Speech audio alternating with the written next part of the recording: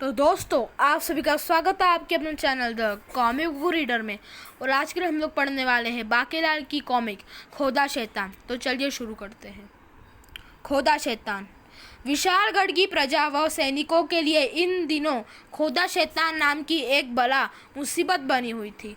खोदा शैतान आ गया, भागो भागो, ला तिजोरी की चाबी, वरना तुझे भी खोद कर रख दूंगा। ही। तिजोरी बिना खोले ले लूं? ओह, तो तू चाबी नहीं देना चाहता? कोई बात नहीं, मैं तिजोरी को अपने पेने खानाखूनों से खोल डालूंगा। ही। जल्दी ही खोदा शैतान ने तिजोरी को खोद डाला। आए, सिर्फ एक स्वर्ण मुद्रा। अच्छा, तभी कह रहा था बिना खोले तिजोरी से ले जाऊं। इसलिए तो मैं तिजोरी बिना खोले लेकर नहीं जाता। ही। मेरे पास इतना ही धन है, मैं बहुत निर्धन हूँ। फुस। मगर मुझे इस एक स्वर्ण मुद्रा के अलावा भी तुम्हारे घर से धन की गंध आ रही है। नहीं, उधर मत जाओ, उधर टूटी खाट के अलावा और कुछ नहीं है। ही। धन की गंध तो इसी में से आ रही है। ओह, पूरी खाट में हजारों स्वर्ण मुद्राएं भरी हुई है। ही। खाट लेकर खोदा शैतान वापस जमीन में समा गया। इधर राज दरबार में आजकल एक ही नाम चर्चा का विषय बना हुआ था, खोदा शैतान, कि यह कुल मिलाकर 5वीं लूट है। सेनापति, तुमने नौकरी करनी है या नहीं? मैं क्या करूं महाराज, जब भी खोदा शैतान की खबर मुझे तक पहुंचती है उस वक्त मैं नहीं रहा होता हूं। फिर जब नहा धोकर मैं सैनिकों के साथ घटना स्थल पर पहुंचता हूं तो वह धन लूट कर जा चुका होता है। तुम नहाते ही क्यों हो सेनापति? इस बार तुम्हें घटना स्थल पर पहुंचने में देर नहीं लगनी चाहिए। बेटे सेनापति, इस बार फंसा तू, और अगर नहीं फंसा तो तुझे फंसाऊंगा मैं। ही।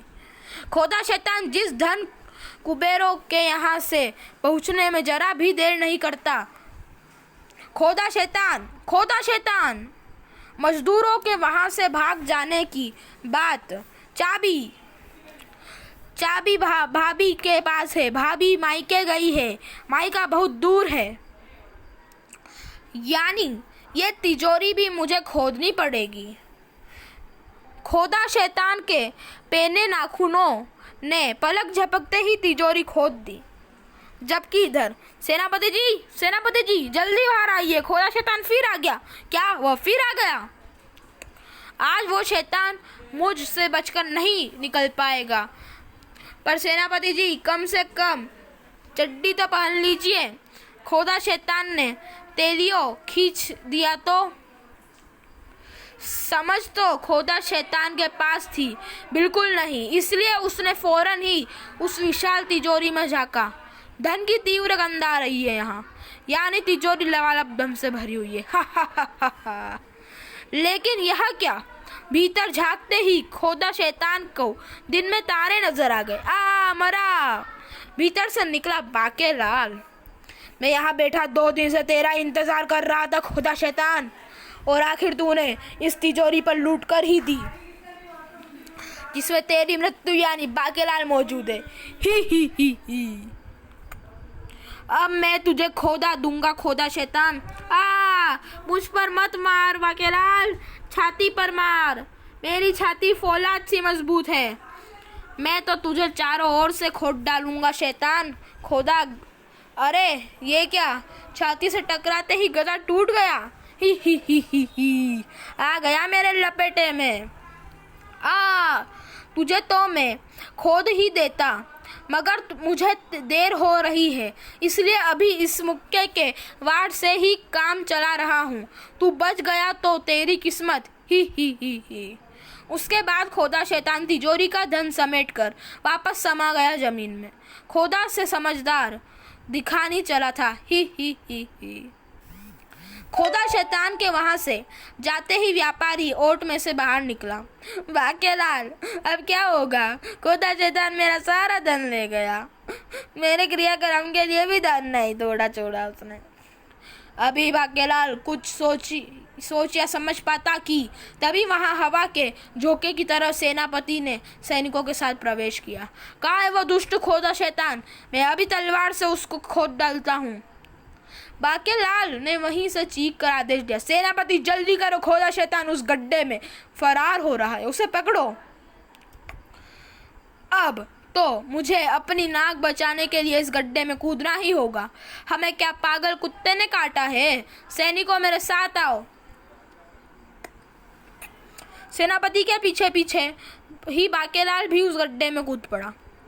चलो अब हम भी कूद जाते हैं, क्योंकि अब तो बाकेलाल जी हमारे आगे है। उधर सेनापति उस अंधेरे सुरंग में आगे बढ़ता चला गया। बू, यहाँ तो कुछ भी नजर नहीं आ रहा है। अच्छा ही है, कुछ नजर ना आया भी तो मैं आंखें बंद कर लूँगा। मगर जल्दी ही सेनापति को प्रकाश दिखाई पड़ा। लगता है सुरंग खत्म हो रही है। सुरंग खत्म हो गई। ओह, यह क्या? मैं तो खोदा शैतान का पीछा कर रहा था। भजन गाता यह तपस्वी यहाँ कहाँ से आ गया? इसके आगे रखा शिवलिंग बताकर ये तो शिव का गुणगान कर रहा है। ओ काले काले बाल, गाल नीले नीले, ओ आ। तभी सेनापति के जहन को एक तीव्र झटका लगा। ओह, कहीं यह तो नहीं है खोदा शैतान जो ऋषि का रूप बदलकर मुझे धोखा देना चाहता है? वरना ये इस सुरंग के मुहाने पर बने गड्ढे में क्या कर रहा है? सोच विचार आते ही सेनापति ने जकड़ ली उस ऋषि की गर्दन। क्यों बे ऋषि बनकर सेनापति की आंखों में धूल झोंक रहा है? खोदा शैतान, तेरे खेल अब खत्म होने वाला है। मगर ऋषि तो तपस्या में लीन था कि उसे जैसे सेनापति का स्वर सुनाई ही नहीं पड़ा। हाँ हाँ, दीवाना शंकर का दीवाना हूँ, भोले का दीवाना हूँ। दीवाने की ये बात तू सुन ले, दीवाने को दर्शन तू दे दे। अरे, ये तो सुन ही नहीं रहा है। जूता उतारना पड़ेगा।